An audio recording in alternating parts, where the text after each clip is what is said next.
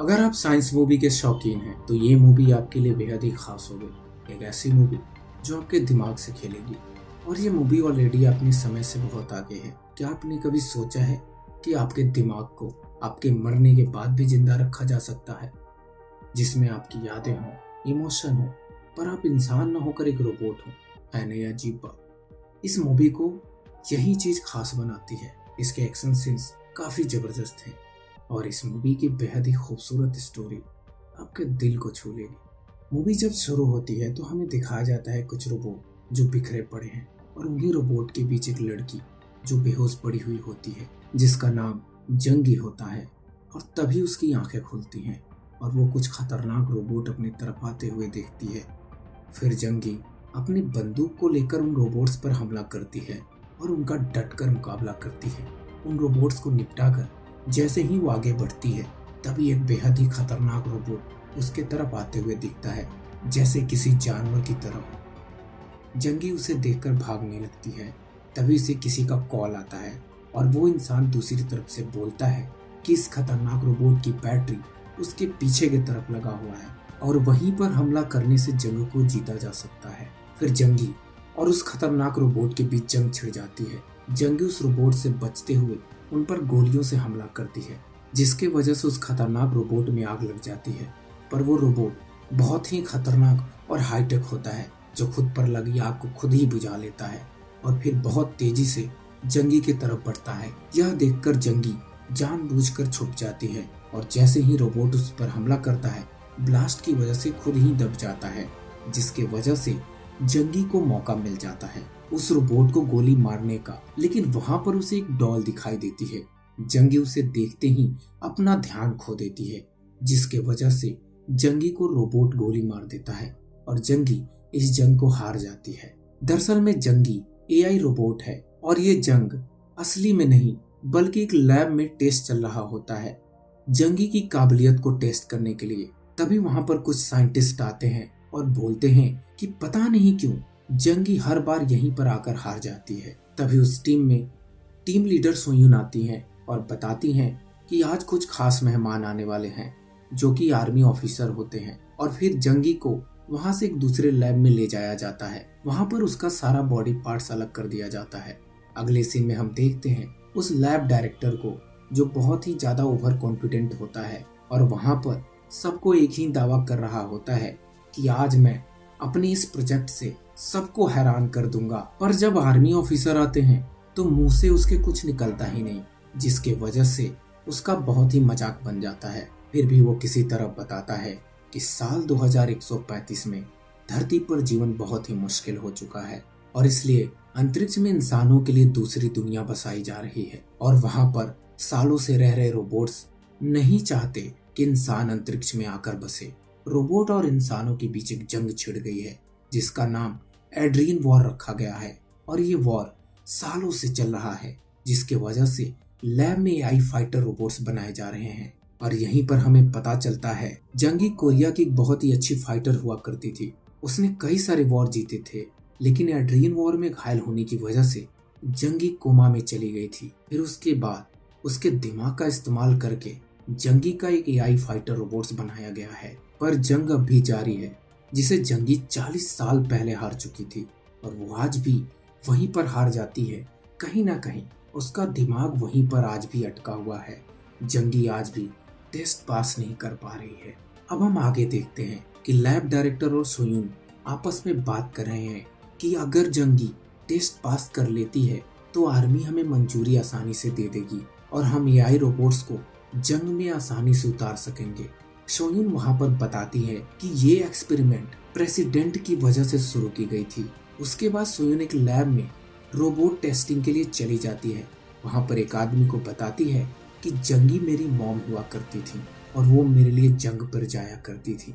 मुझे बचपन में लंग्स कैंसर था और मेरे मॉम के पास मेरे इलाज के लिए पैसे नहीं हुआ करते थे।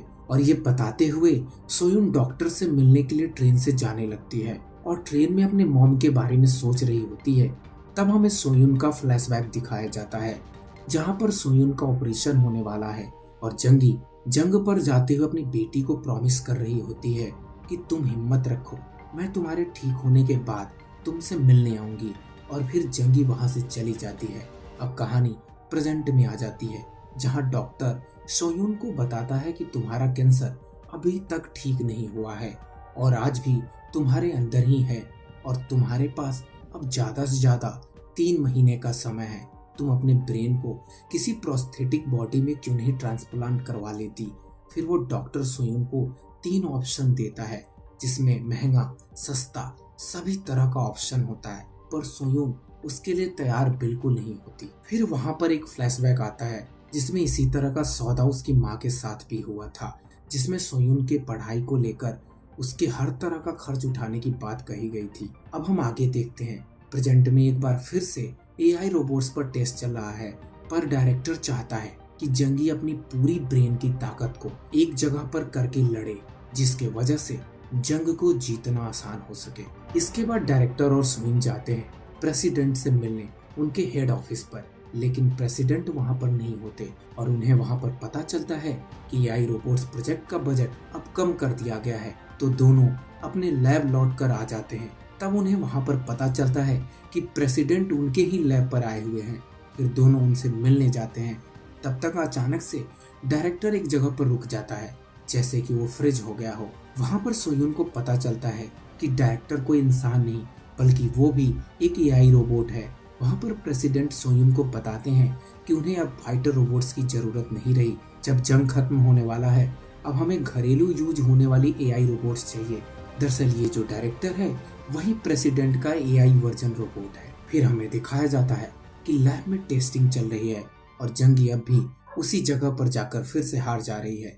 डायरेक्टर को बहुत ही गुस्सा आता है। गुस्से में आकर जंगी को बहुत सारी गोलियां मार देता है और फिर उसे एक्टिव करने को बोलता है, पर जंगी का कंट्रोल सोयून के पास होता है और वो सोयून जंगी को एक्टिव नहीं करती। फिर गुस्से में आकर डायरेक्टर सोयून पर गन पॉइंट कर देता है, लेकिन तभी डायरेक्टर को प्रेसिडेंट बुला लेते हैं और डायरेक्टर वहां से चला जाता है।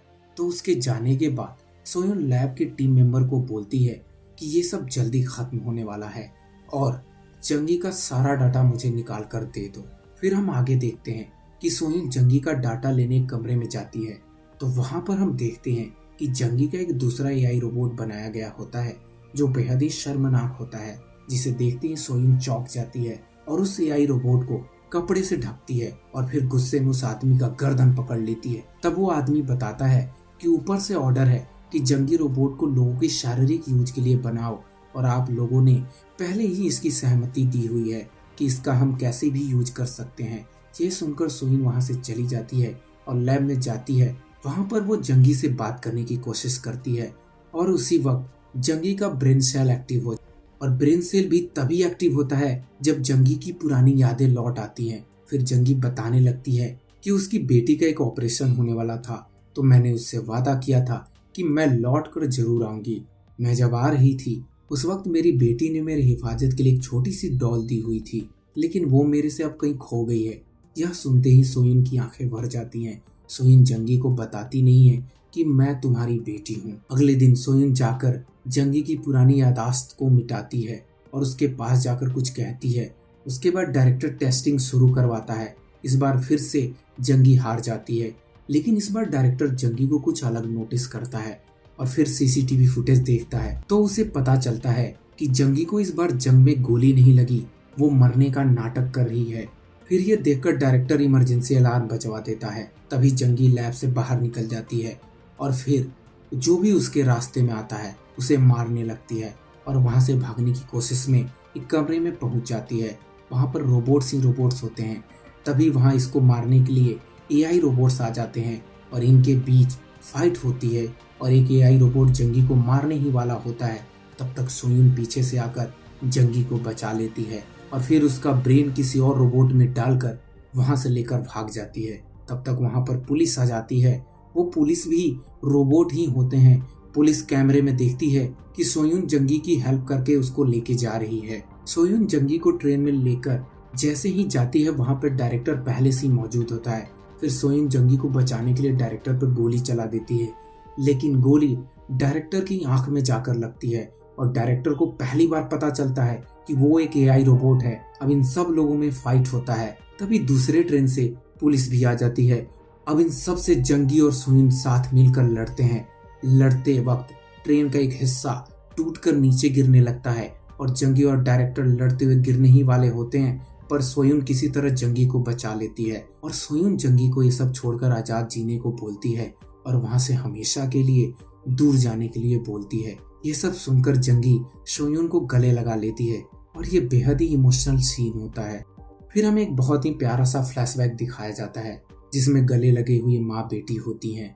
इसके बाद जंगी वहां से दूर चली जाती है और मूवी उसकी आजादी पर खत्म हो जाती है। तो दोस्तों, कैसा लगा हमारा एक्सप्लेन वीडियो? अगर अच्छा लगा तो प्लीज हमें सब्सक्राइब करें और बेल आइकन को प्रेस